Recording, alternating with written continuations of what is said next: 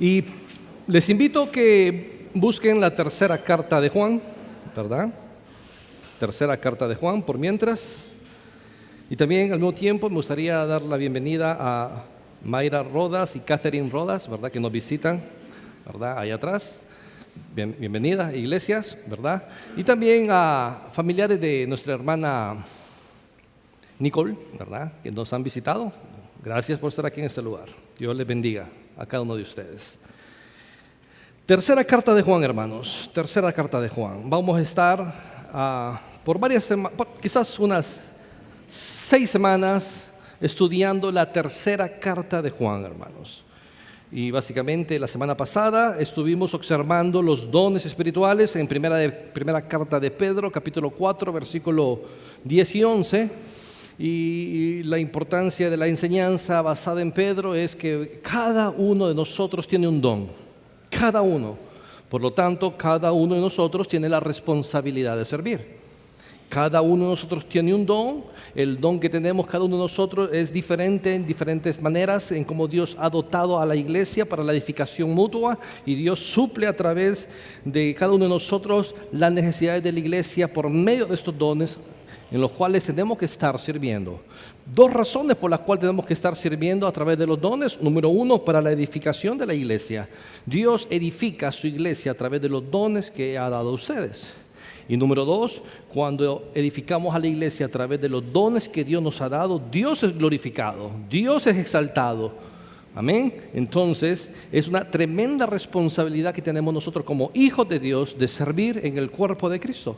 Y como les decía la semana pasada, no necesariamente necesitamos una etiqueta de ministerio para servir, ¿verdad? Dios nos ha dado y dotado con dones para amonestarnos los unos a los otros, ¿verdad? Para poder exhortarnos los unos a los otros, enseñarnos los unos a los otros en este sentido, y así ser edificados mutuamente a través de estos dones.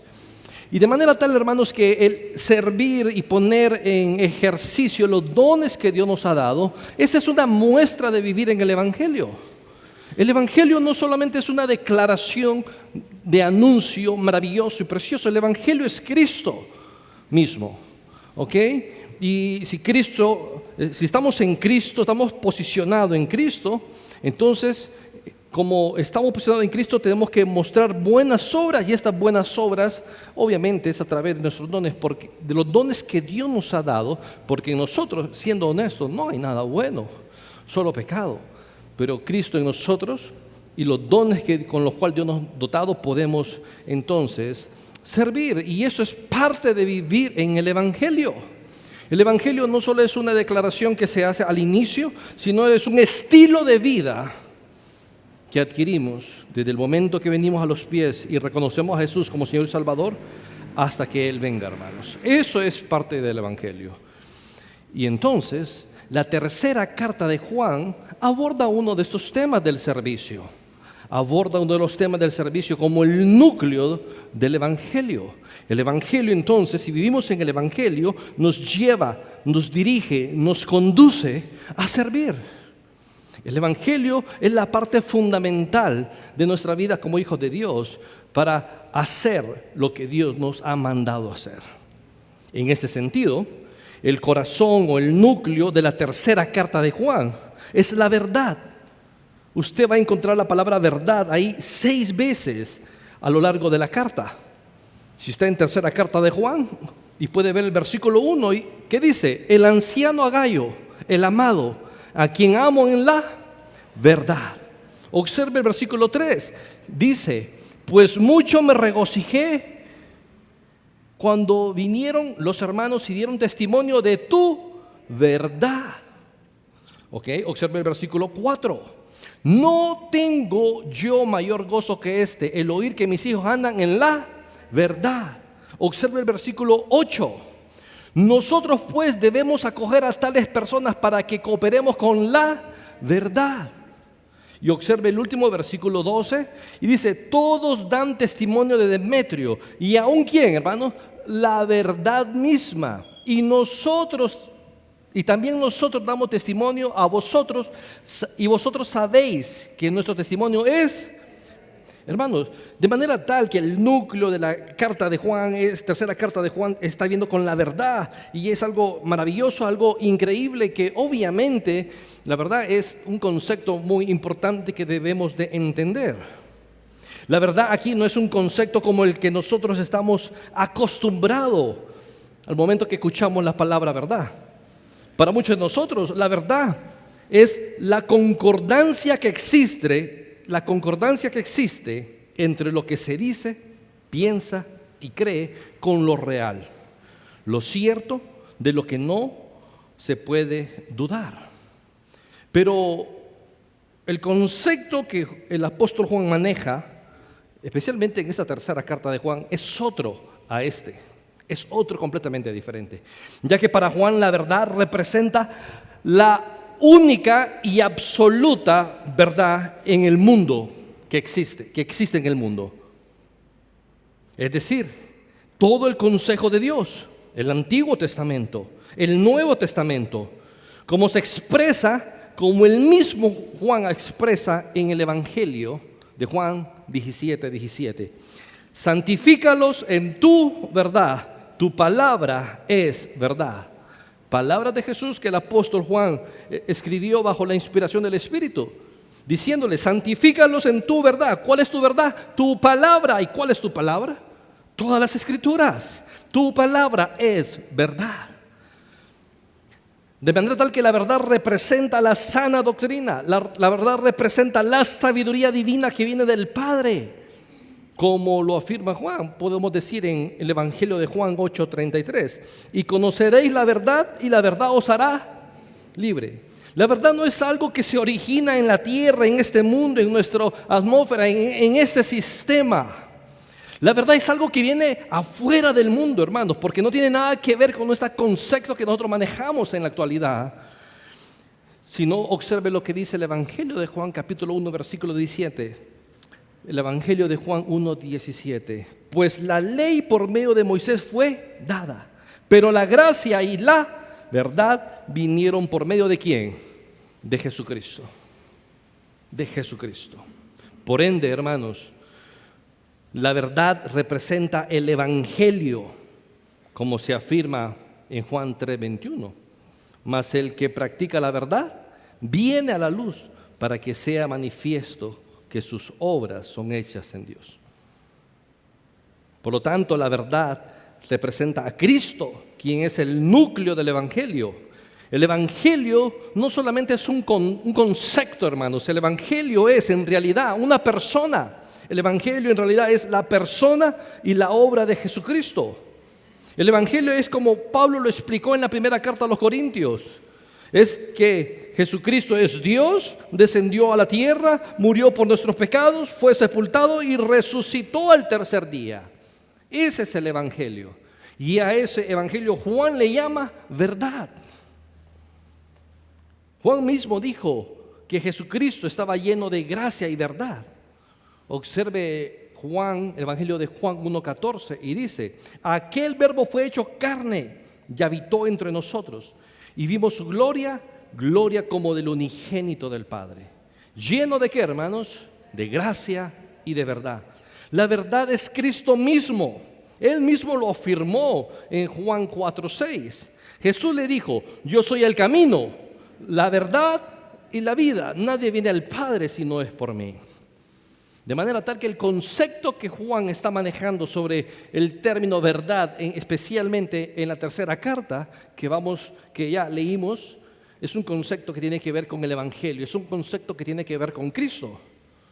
Por lo tanto, vamos a empezar a estudiar tercera de Juan. Iniciamos hoy con versículo 1 al 4, aunque en realidad solo vamos a ver una pequeña sección. Pero del 1 al 4, versículo 1 al 4 de la tercera carta de Juan, se observa 4 elementos que nos ayudará a saber si estamos viviendo o reflejando la verdad, reflejando el Evangelio. ¿Cuáles son estos 4 elementos? Número 1, una relación que está cimentada en la verdad. Relaciones interpersonales que están cimentadas en la verdad. Número 2, una oración inspirada en la verdad. Número 3, un testimonio que refleja la verdad. Y número 4, un supremo gozo el supremo gozo que produce vivir en la verdad. Y vamos a estudiar todos estos elementos a lo largo de varias semanas para que podamos, hermanos, reflexionar en nuestra vida y reflexionemos en la verdad, en el Evangelio de Dios, para saber si estamos realmente reflejando el Evangelio, si estamos reflejando a Cristo, en la manera en cómo estamos viviendo nuestras vidas. Una de las maneras como reflejamos el Evangelio, decíamos la semana pasada, era a través del servicio de los dones.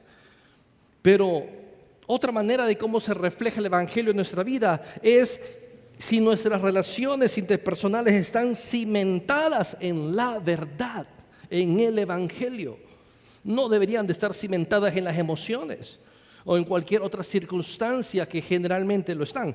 Por eso nuestras relaciones son frágiles, se rompen, se distorsionan, se quiebran como palo seco, porque no están cimentadas en la verdad. Nosotros como hijos de Dios, toda relación que tengamos, y especialmente nosotros como la familia de Dios, nuestras relaciones tienen que estar cimentadas en la verdad, es decir, en el Evangelio.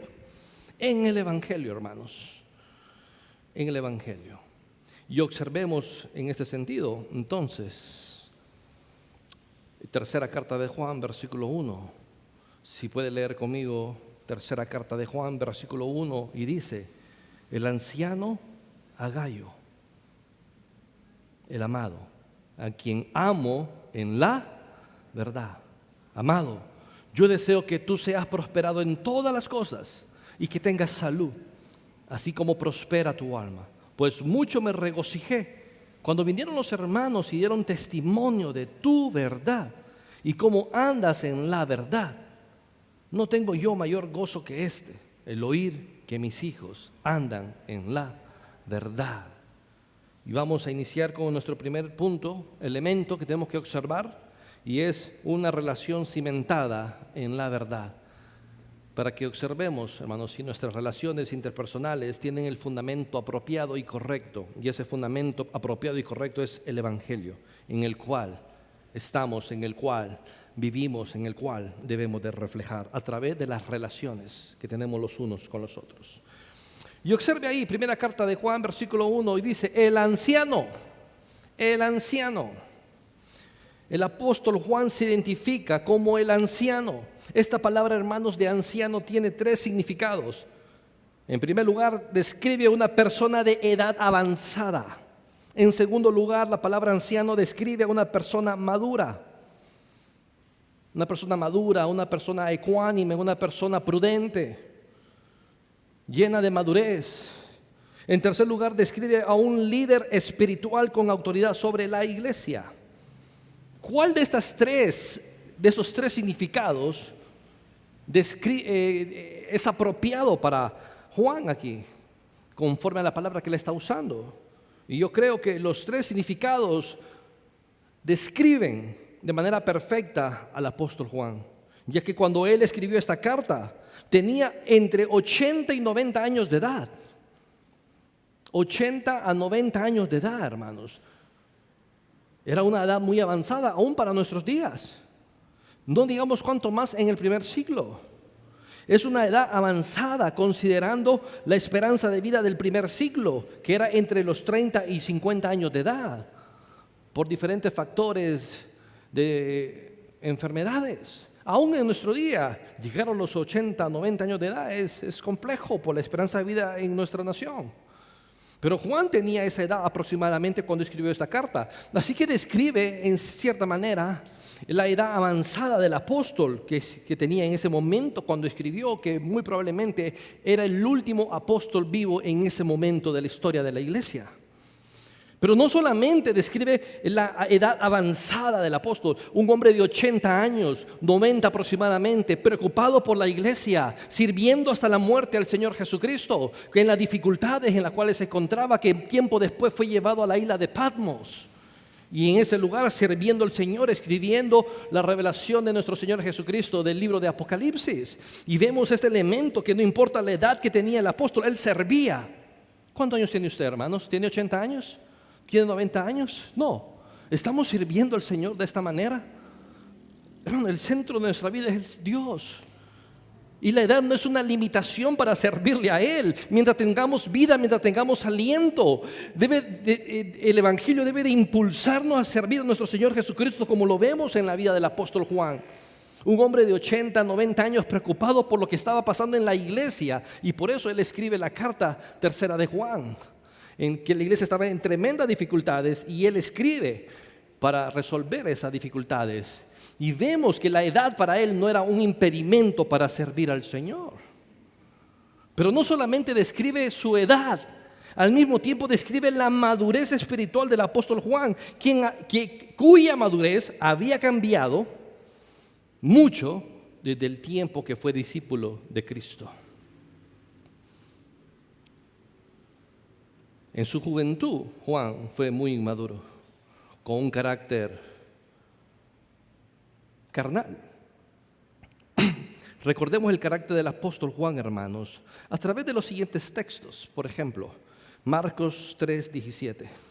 Marcos 3:17 dice de esta manera: a Jacobo, hijo de Zebedeo, y a Juan, hermano de Jacobo, a quienes apellidó Boanerges, esto es, hijos del trueno. Eso describe el carácter del apóstol Juan en ese periodo de tiempo, el cual era un carácter explosivo, el cual era un carácter dominante, un carácter fuerte, un carácter hasta en cierto sentido pecaminoso, hermanos. ¿Por qué decimos esto? Por lo que dice Lucas 9:51-54 de Juan. Lucas 9:51-54 dice: cuando se cumplió el tiempo en que él había de ser recibido arriba, Jesús afirmó su rostro para ir a Jerusalén. Versículo 52. Y envió mensajeros delante de él, los cuales fueron y entraron en una aldea de los samaritanos para hacerles preparativo. Mas no le recibieron, porque su aspecto era como de ir a Jerusalén. 54. Viendo esto, sus discípulos, ¿quiénes? Jacobo y Juan, dijeron al Señor Jesús. ¿Qué le dijeron? ¿Quieres que mandemos que descienda fuego del cielo como lo hizo Elías y los consuma? Ese era el carácter del apóstol Juan en este tiempo, en su juventud, mientras fue discípulo. Pero el carácter que se mira aquí en 3 Juan 1, que dice el anciano, describe un carácter diferente. Ya a sus 90 años había madurado a través del Evangelio, a través de las Escrituras, a través de su relación con el Señor Jesús. Y su carácter ha cambiado, hermanos. ¿Y cómo sabemos que su carácter ha cambiado? Se ha moldeado de manera plena en el Evangelio. Por la manera en cómo Juan responde a las dificultades. ¿Qué dificultades? Observe 3 de Juan, versículo 9, que dice de la siguiente manera. Dice Juan: yo he escrito a la iglesia, pero Diótrefes, un hombre de la iglesia, que se había empoderado de la iglesia, había tomado dominio de la iglesia, al cual le gusta tener ¿el qué? El primer lugar, la preeminencia, no nos recibe. No recibe a Juan, no recibe la carta de Juan. Porque Juan, siendo un apóstol, obviamente es un hombre con autoridad delegada de parte de Dios, pero Diótrefes se sentía incómodo. Como le gustaba tener el primer lugar, no quería ser desplazado por la autoridad del apóstol Juan. Por lo tanto, no recibe a Juan, no recibe lo escrito, no recibió las cartas que Juan le escribió. Y por eso la necesidad de Juan de escribirle a Gayo. Versículo 10. Por esta causa, si yo fuere, recordaré las obras que hace con palabras malignas contra nosotros. Juan está diciendo que Diótrefes hace obras malignas, con palabras malignas, habla mal de él, lo juzga de manera inapropiada. Y no contento con estas cosas, Diótrefes no recibe a los hermanos, y a los que quieren recibirlo se los prohíben y los expulsa de la iglesia. En donde la autoridad donde la autoridad del apóstol Juan había sido rechazada por una persona de nombre Diótrefes. Además Diótrefes había puesto en la mente de la iglesia una idea negativa del apóstol Juan. Pero Juan, ¿cómo responde? de manera apropiada conforme a la madurez que ha alcanzado por medio del conocimiento de las Escrituras y de su relación con el Señor. Si Diótrefe le hubiese hecho eso a Juan en otros tiempos, en tiempo atrás, Juan hubiera orado que le cayera fuego del cielo, pero no lo hace, porque su carácter ha sido transformado por el Evangelio. Por el Evangelio. Hermanos, ¿cómo es tu carácter? ¿Cómo es nuestro carácter? ¿Estamos sometiendo nuestro carácter al Evangelio para que sea transformado a la luz de la palabra de Dios? ¿Estamos sometiendo nuestro carácter a la palabra, al Evangelio? ¿Estamos reflejando el carácter de Cristo en nuestra vida? Porque esa es la meta, hermanos. Esa es la meta.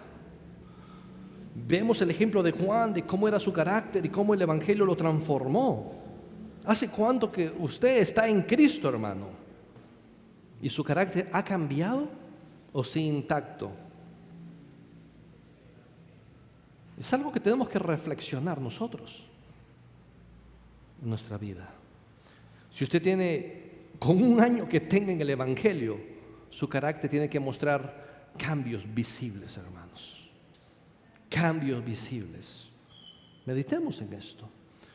De manera tal que la palabra anciano no solamente describe la edad avanzada de Juan, no solo describe su carácter maduro, prudente, ecuánime, sino que también describe, como dijimos anteriormente, su liderazgo espiritual, cuyo liderazgo se extendía más allá de una iglesia local, porque él era un apóstol llamado por el Señor Jesucristo. Siendo él un apóstol llamado por el Señor, ejercía autoridad que no provenía de Juan mismo, sino de Jesucristo, es decir, Juan ejercía una autoridad sobre la iglesia que no era la de él, sino la de Cristo. ¿Por qué? Porque Cristo es el dueño de la iglesia, Cristo es quien murió por la iglesia, Cristo dio su vida por la iglesia, dio su propia sangre por la iglesia. Así que la autoridad que Juan implementaba sobre la iglesia no era propia de él, sino la de Jesucristo. Hermanos, hombres, caballeros, hermanos, ¿estás ejerciendo tu propia autoridad en las relaciones personales, en tu familia, o la de Cristo? ¿O no ejerces ninguna autoridad? Y recuerden que autoridad no es hablar fuerte, autoridad no es mandar, autoridad es, en cierto sentido, hermanos, servir, ser siervo. Usa tu autoridad para servir. Jesús lo dijo, el que quiere ser primero en el cielo, sirva. Jesús dijo, básicamente, y nos enseñó que el que tiene autoridad sirve. ¿Quién le lavó los pies a Jesús? ¿Los apóstoles o él a los apóstoles? Entre más autoridad tenemos, más servimos. Otro elemento que debemos de observar es que Juan, además de identificarse como el anciano, al mismo tiempo se identifica como el autor de la carta. Observe ahí, el anciano. Eso indica que él es el autor de la carta, ya que cumple con las fórmulas estándar de las cartas del primer siglo, en donde el autor aparece primero e inmediatamente aparece el destinatario de la carta. Entonces, si observan su Biblia, dice el anciano, eso indica que él es el autor, y después de esto viene aquel quien recibe la carta, ¿verdad? No solamente entonces la palabra anciano describe estos tres elementos del apóstol Juan, sino que también describe que él mismo está escribiendo y enviando esta carta a una persona en específico. ¿Por qué Juan está escribiendo esta carta, hermanos? El propósito por el cual Juan le escribe a Gayo fue para animar e instruir con respecto a las dificultades que estaban sucediendo en la iglesia en ese momento. Eran dificultades producidas por Diótrefes. Esas dificultades eran que no recibían a los misioneros que habían sido enviados por el apóstol Juan a predicar el evangelio en ese tiempo. Por lo tanto, los misioneros quedaban expuestos a los peligros de la calle, porque en aquellos tiempos, hermanos, se practicaba la hospitalidad porque no existían hoteles como en nuestro tiempo. Hacer misiones en aquellos tiempos no era tan sencillo como Comunión las hace ahora o las hacía antes. ¿Quién quiere las misiones? Levantaban las manos. ¿En qué se iban? ¿A pie o en la van? Ah, ¿verdad? Y algunos hasta con aire acondicionado, ¿verdad? Y recorrían kilómetros, pero aquel tiempo era a pie, hermanos, literalmente. Y no había hospedaje. De manera tal que el servicio a estos misioneros era importante, de abrir sus casas y hospedarles. Eran hermanos, no se conocían, pero eran hermanos en Cristo. Y por eso se hospedaban. Pero Diótrefes no los permitía que se quedaran. Y a los hermanos que querían, y Diótrefes prohibía a la iglesia servir a estos misioneros.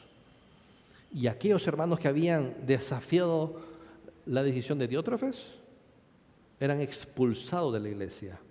Y uno de estos, ¿quién era? Gayo. Por eso Juan está animando a Gayo e instruyendo a Gayo para que continúe haciendo la buena obra en el Señor, el servicio a los demás. El servicio a los demás. Por lo tanto, hermanos, Juan está motivando a Gayo para que continúe sirviendo a los hermanos por medio de la hospitalidad y de cualquier otra forma que pueda, con el propósito de cooperar con la verdad. Y la verdad aquí es el Evangelio. Observe, 3 de Juan, versículo 5. Amado, fielmente te conduces cuando prestas algún servicio a los hermanos. Mire, prestas algún servicio ¿a quién? A los hermanos. ¿A quiénes especialmente? A aquellos hermanos que son desconocidos. Versículo 6. Los cuales han dado ante la iglesia testimonio de tu amor. Y harás bien encaminarlos, como es digno de su servicio a Dios. Encaminarles para que continúe su viaje. ¿Por qué Juan anima y motiva a Gayo entonces, a pesar de la hostilidad que había en la iglesia, a pesar que probablemente había sido expulsado por Diótrefes a servir? Por lo que dice el versículo 7. Porque ellos salieron por el amor del nombre de él, de Jesús, sin aceptar nada de los gentiles. Nosotros pues, le dice Juan a Gayo, debemos acoger a tales personas. ¿Con qué propósito? Para que cooperemos con el Evangelio, hermanos. Hermanos, ¿cómo está su vida? ¿Está creciendo espiritualmente? Porque la única manera de crecer espiritualmente, hermanos, la única manera de madurar es a través de la lectura de la palabra de Dios, de la meditación, de los devocionales, de la oración. ¿Estás haciendo esto, hermanos, para crecer y madurar en Cristo? Esposos, líderes de ICRE, ¿están liderando con la autoridad de Cristo a sus hijos, a sus matrimonios, a sus familias, en sus ICRES? Usted que es hombre, ya Dios le ha dado esa responsabilidad de dirigir, guiar, que no podemos delegársela a las esposas. Es nuestra responsabilidad como hombres. ¿Ok? Está dirigiendo, está guiando, está alimentando.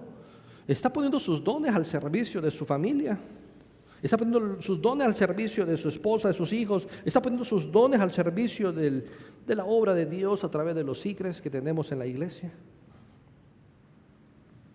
Damas de esta iglesia bautista Comunión, ¿está sirviendo usted a otras damas por medio de los dones que Dios le está dando? ¿Está usted discipulando y siendo discipulada por otras damas? Si hacemos todo esto, hermanos, estaremos entonces cooperando con el Evangelio, avanzando en el Evangelio.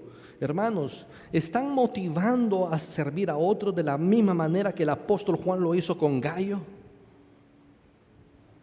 ¿Cuántas personas, cuántos hermanos conoce usted de la iglesia Comunión que no están sirviendo?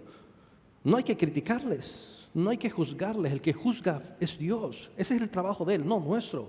Nuestra responsabilidad es motivarles, guiarles a servir al Señor. Y si no pueden, le enseñamos. ¿Cómo le enseñamos? Primeramente, siendo ejemplo nosotros. Siendo ejemplo nosotros. ¿Está usted motivando a otros a servir entonces de la misma manera como el apóstol Juan lo hizo con Gayo? Son cosas que debemos de reflexionar, hermanos, en esta mañana. Y observe, 3 de Juan, versículo 1, el anciano, el autor, persona que ha madurado en el Señor, persona que de edad avanzada, persona que es un líder, escribe, el autor de la carta. ¿A quién? ¿El anciano a quién? A Gayo. A Gayo. El destinatario de la carta. Quien recibe la carta se llama Gayo. De la persona que ya hemos hecho mención anteriormente. Es imposible para nosotros, hermanos, poder saber con precisión quién es exactamente Gayo. Identificarlo a través de las Escrituras. Es imposible. Y la razón de esto es porque el nombre Gayo era un nombre muy común en el primer siglo. Era como decir en esos tiempos Juan, o decir en esos tiempos Antonio, un nombre muy común. Es como decir en esos tiempos Benedicto, un nombre muy común. ¿Entiende? Entonces es difícil identificar exactamente quién es Gayo, por lo común que era el nombre, y obviamente por el nombre que tiene entendemos que es un hombre griego, no es un judío. ¿Ok? Pero en el Nuevo Testamento se mencionan 2 personas más, además de la tercera carta de Juan, con este nombre. En Hechos 19:24 y Hechos 24 se menciona a un Gayo de Derbe, quien era compañero del apóstol Pablo en la labor evangelística en la ciudad de Éfeso, una labor evangelística ardua, peligrosa en ese tiempo, en esa ciudad, por la idolatría que había hacia la falsa diosa Diana. Y era una labor fuerte, peligrosa, quien este Gayo de Derbe servía a la par de Pablo. Pero también encontramos otro Gayo en Romanos 16:13 y 1 Corintios 1:14, que se caracterizaba por servir a la iglesia del Señor por medio de la hospitalidad. Había hospedado a Pablo, y Pablo mismo en 1 Corintios 1:14 dice que este Gayo había hospedado a toda la iglesia. A toda la iglesia en 1 Corintios 1:14, abriendo las puertas de sus casas, como es digno de todo aquel que es siervo de Dios, de poder servir en cualquier área, hermanos, especialmente en las que Dios nos ha dotado. ¿Ok? Y obviamente el Gayo de la tercera carta de Juan. Es imposible, como les digo, afirmar que el que aparece en la tercera de Juan es uno de estos que se menciona en la Biblia. Pero lo que sí podemos saber de este Gayo que aparece en tercera de Juan, hermanos, es que es una persona con liderazgo en la iglesia. Es una persona que servía al Señor. Es una persona que ponía hasta sus bienes en el servicio del Señor. Es una persona que servía a través de su don. Es una persona que servía a pesar de la hostilidad, que sufría por medio de Diótrefes. ¿Ok? A pesar de eso, él servía fielmente al Señor y a la iglesia. Y esa es una de las razones por la cual Juan le escribe, para animarle, motivarle. A pesar de que está en una situación hostil, Juan le motiva a seguir haciendo esto, a pesar de las dificultades, que siga sirviendo a la iglesia del Señor. Además, lo que se puede observar en este versículo 1, de manera muy clara, es la relación que tenía Juan con Gayo, y que esta relación estaba basada en la verdad, en el Evangelio. Prueba de esto es el tono cálido con que Juan se dirige a Gayo, describiéndolo a lo largo de la carta de una manera particular. Observe el versículo 1, observe el versículo 1, el anciano a Gayo. ¿Cómo le dice? El amado. Observe el versículo 2, amado, haciendo referencia a Juan de Gayo. Observe el versículo 5, amado. Observe el versículo 11, nuevamente el apóstol Juan le dice, amado. Si se fija, a lo largo de la carta, solo una vez Juan usa el nombre de esta persona, Gayo, para que sepa él, ¿verdad? Sepa para que no haya duda de quién es el destinatario, no haya duda quién recibe la carta. Pero después de ahí en adelante, Juan usa un adjetivo para describir esa relación que existe entre él y Gayo. Y esa es una relación basada en el amor, como lo describe a lo largo de la carta como amado. Y la palabra amado connota una idea de un amor incondicional, un amor que se genera solo en la esfera del evangelio, un amor propiamente de Dios, un amor divino, un amor que hemos recibido de Dios y que damos a los demás. Y eso pone claro a lo largo del contexto de la carta el tipo de relación que había. No era una relación basada en las emociones, no era una relación basada en el vínculo de la sangre, era una relación basada en el evangelio, en la verdad, hermanos. Y esta relación basada en la verdad es una relación que está construida entonces en el amor de Cristo, como lo vimos a lo largo de la carta. Y ese debe ser la característica de nuestras relaciones. ¿Por qué? Porque es lo que vemos como ejemplo en el Nuevo Testamento. Es lo que vemos como ejemplo en el Nuevo Testamento. Rápidamente, hermanos, observe Hechos 15:25. Libro de los Hechos 15:25.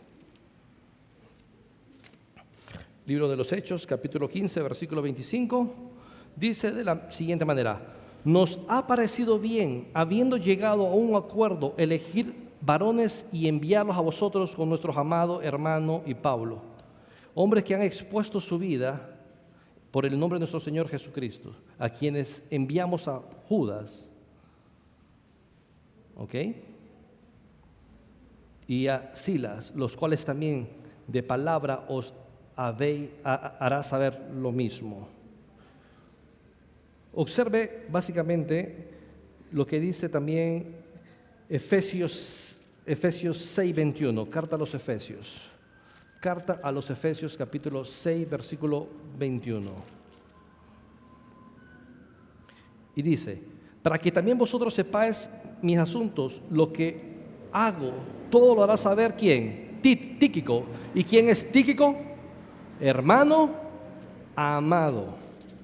Hermano amado. Observe Colosenses 1:7.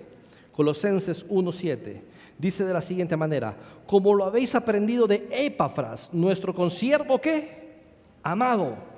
Y observe lo que dice segunda de Pedro 3:15, ahí cerca de la tercera de las cartas de Juan. Primera de Pedro 3:15, que dice de la siguiente manera: si no santificad a Dios el Señor en vuestros corazones y estad siempre preparados para presentar defensa de nuestra... segunda de Pedro, estaba en primera. Segunda de Pedro 3:15. Segunda de Pedro 3:15. Dice así. Segunda de Pedro 3:15 dice de la siguiente manera: y tened entendido que la paciencia de nuestro Señor es para salvación, como también nuestro ¿quién? Amado hermano. De manera tal, hermanos, que las relaciones que son construidas en el Evangelio son relaciones que están basadas en este tipo de amor, como Juan describe a Gayo en este sentido. Es en ese sentido entonces en cómo nosotros tenemos que construir relaciones en el Evangelio basadas en el amor. Es obvio que Gayo es amado por la comunidad de fe, como cada uno de los ejemplos que pusimos, pero es cierto que Gayo también es amado por el Señor, de acuerdo a Efesios 5:1, y andad en amor como Cristo nos amó. Efesios 5:1 también dice: imitad a Dios como hijos amados, como que hemos recibido el amor de Dios. De manera tal que Gayo es amado en la comunidad de la fe, pero también es amado por el Señor, habiendo quedado evidenciado por el sacrificio de Cristo en la cruz. En la cruz. Observe tercera de Juan, volvamos a tercera de Juan y observemos ahí, hermanos, cómo Juan habla de Gayo. Dice el anciano, tercera carta de Juan, a Gayo, el amado, y después dice Juan: a quien yo amo en la verdad. Y esa es una frase muy enfática que Juan está usando. Es muy enfática. Queda claro que Juan ama a Gayo en la relación del Evangelio, y eso queda claro por la afirmación que Juan comunica, que es muy enfática. Primero tenemos ahí la palabra que dice a quién. Esa palabra hace referencia a Gayo, estableciendo de esta manera la relación de hermandad entre Juan y Gayo. Y lo enfático viene aquí: yo, a quien yo amo.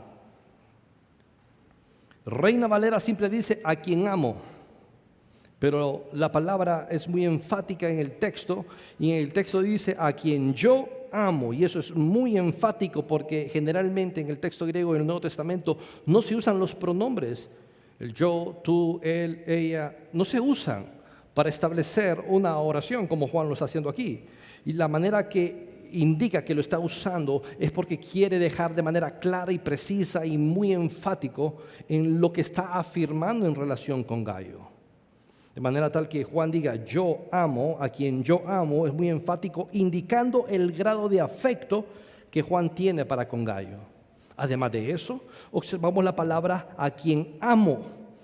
La palabra amo indica un amor sacrificial sin esperar nada a cambio. Este amor es el mismo tipo de amor con que Dios nos ha amado, a diferencia que el amor de Dios es infinito debido al carácter eterno de Dios. Además, esa palabra amo, verbo en tiempo presente, indica que es una acción continua, permanente. Es una acción constante. Habla de un estilo de vida. Por lo tanto, describe el carácter de los hijos de Dios, que debe de caracterizarse por amar de una manera abnegada a los demás, ya que tienen el amor de Dios y por lo tanto pueden entonces amar con ese mismo amor con el cual han recibido de parte de Dios. Y es de esta manera, hermanos, en cómo se debe de construir las relaciones personales. La pregunta es entonces, ¿cómo son sus relaciones personales? ¿Están construidas en la cultura? ¿Están construidas en los sentimientos o emociones? ¿O están construidas en el Evangelio? Y para la comunidad de la fe, hermanos, el vínculo que nos une entre nosotros en estas relaciones es Cristo. Es Cristo. Como ejemplo, en otro libro del Nuevo Testamento, observe ahí en la carta a los Filipenses sobre esta realidad. Carta a los Filipenses. Si vamos a la carta de los Filipenses, capítulo 1, versículo 1, podemos verlo claramente. Que el vínculo que une a la familia de la fe no es la cultura, no es la zona geográfica, no es las emociones, no son los sentimientos, es Cristo, hermanos. Observe Filipenses 1. Pablo y Timoteo. ¿Qué dice que son Pablo y Timoteo? Siervo de ¿quién? De Jesucristo. ¿Okay? Y después dice a todos los santos. ¿Y todos los santos en quién están posicionados? Observe. La relación entre Pablo y Timoteo con la iglesia de Filipenses no tiene que ver con sentimientos, no tiene que ver con cultura, no tienen que ver con aspectos emocionales, sino que el vínculo de unión y relación entre la iglesia es Cristo. Pablo y Timoteo están en Cristo y la iglesia en Filipenses están en Cristo, y por eso hay una unión en este sentido, hermanos, que es establecido a través de Jesucristo, que es establecido a través del Evangelio. Y eso es literalmente lo que estamos viendo también en la tercera carta de Juan. Ese vínculo de unión es establecido por medio del Evangelio. Es una relación que está cimentada en la verdad, en el Evangelio. Y observe tercera carta de Juan, versículo 1. El anciano Gayo, el amado, a quien yo amo. ¿Cómo dice Juan? ¿Ama en qué sentido? En la verdad. Una pregunta importante que debemos de hacernos es la siguiente. ¿Cómo era la relación? ¿Cuál era la base de esa relación entre Juan y Gayo? Como lo dice, amo en la verdad. Esto indica el amor que está relacionando. Este tipo de amor fundamentado en la verdad está relacionando la fe tanto de Gayo como de Juan y por eso lo ama en la esfera de la verdad, como alguien que vive la verdad de Dios. En la verdad, aquí, hermanos, es el Evangelio, es Cristo. Esto es lo que produce una vida fundamentada en la verdad. Observe Primera de Juan, es un término que Juan usa muy común en sus cartas. Observe Primera de Juan 3:18, por ejemplo, ahí atrásito de Tercera de Juan, Primera de Juan 3:18. Dice de la siguiente manera: hijitos míos, no amemos de palabra ni de lengua, sino de hecho y amemos en base al Evangelio. Observe Segunda de Juan 1:1, adelante de la primera carta de Juan. Segunda de Juan 1:1. El anciano a la señora elegida y a sus hijos, a quienes yo amo en verdad. Observe, por ejemplo, Primera de Juan 2:21. Primera de Juan 2:21. Dice lo siguiente. Primera de Juan 2:21 dice: no os he escrito como si ignoráis. ¿Ignoráis qué? La verdad, sino porque conocéis y porque ninguna mentira procede de la verdad. Y observe entonces Primera de Juan 3:19. Primera de Juan 3:19, nuevamente Juan usa el término verdad. En esto conocemos que somos del Evangelio, estamos en el Evangelio y aseguramos nuestros corazones delante de Él. Hermanos, reflexionemos un poco en esta mañana. Reflexionemos y pensemos cómo está fundamentada o cimentada nuestras relaciones interpersonales. ¿Cuál es el núcleo que hace que nuestras relaciones interpersonales caminen y sigan? ¿Son las emociones?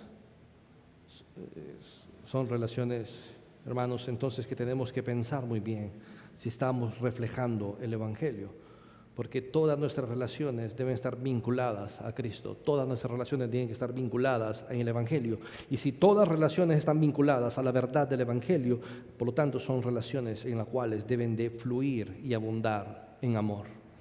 Porque el amor que se describe ahí es un amor no condicionado. Es un amor que no espera nada a cambio. Es un amor que debe de hacer méritos para que la persona pueda amar de esta manera. Es un amor que lo entrega todo sin esperar nada a cambio. Porque ese tipo de amor es el cual Cristo usó para amarnos a todos nosotros. Y siendo Cristo el núcleo del Evangelio, es la manera en cómo deben de estar establecidas nuestras relaciones en Cristo. Por lo tanto, hermanos, si amamos, entonces, no deberían de fluir tantos conflictos en nuestras relaciones. Si nuestras relaciones están basadas en el Evangelio, por lo tanto, deberían de estar abundando en amor, por lo tanto, no deberían de haber conflictos, pleitos. No debería de alzarse la voz, no debería de haber disturbios en nuestras relaciones en ese sentido, si están basadas en la verdad, si están basadas en el Evangelio. Entonces meditemos en nuestras relaciones, hermanos, meditemos en nuestras relaciones con los unos con los otros, qué es lo que lo impulsa en este sentido. Entonces, hermanos, recordemos, estamos en esos 4 versículos de tercera carta de Juan, una vida fundamentada en la verdad, una vida fundamentada en el Evangelio. Y lo primero que debe de exhibir una vida fundamentada en el Evangelio es que tenemos relaciones que están cimentadas en la verdad. Relaciones que están cimentadas en la verdad. Y creo que es cada día tenemos que meditar cómo están fluyendo nuestras relaciones. ¿Qué caracterizan nuestras relaciones? El segundo es una oración inspirada en la verdad. Y tercero, un testimonio que refleja la verdad. Y cuarto, el supremo gozo que produce la verdad. Y es lo que vamos a estar estudiando. Hoy solo vimos el primer elemento, una oración cimentada en la verdad, para que podamos meditar cómo están nuestras relaciones en el Señor y si están colocadas y fundamentadas en el lugar apropiado. Amén, hermanos. Les motivo que meditemos, que pensemos, que reflexionemos en eso que Dios nos ha dicho en su palabra. Nos ponemos de pie y oramos al Señor. Dios eterno, gracias por este día, por tu amor, por tu misericordia, por todo lo que tú has hecho en nuestra vida, Dios. Te pedimos, Padre, que tú tomes control, Padre, de manera completa y absoluta de nuestra vida y de nuestras relaciones, Dios. Y que a través de las relaciones, Dios, podamos reflejar el Evangelio. Que nuestras relaciones no estén basadas en pleitos o conflictos, sino que estén basadas en el amor como fruto de estar en el Evangelio, Dios. Ayúdanos a reflexionar, a pensar, a autoevaluarnos, Dios, de cómo están nuestras relaciones, cuál es la condición en la cual está, para poder entonces, en este sentido, hacer los cambios necesarios en nuestra vida, Padre. Ya sea cambio de conducta, cambio de carácter, oh Dios, que se amolden al Evangelio, Dios, para que nuestras relaciones estén dándote gloria y honra a ti, que sean relaciones basadas en el amor, como el gran ejemplo que tú nos pones en Tercera de Juan, entre Juan y Gallo, y el gran ejemplo que tenemos, como tú nos has amado a nosotros de manera infinita, sin que nosotros lo mereciéramos. De la misma manera tenemos que fortalecer las demás relaciones que tenemos.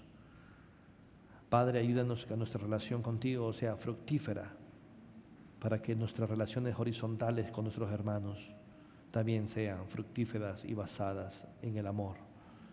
Gracias por todo, en el nombre de Jesús. Amén. Hermanos, estamos despedidos.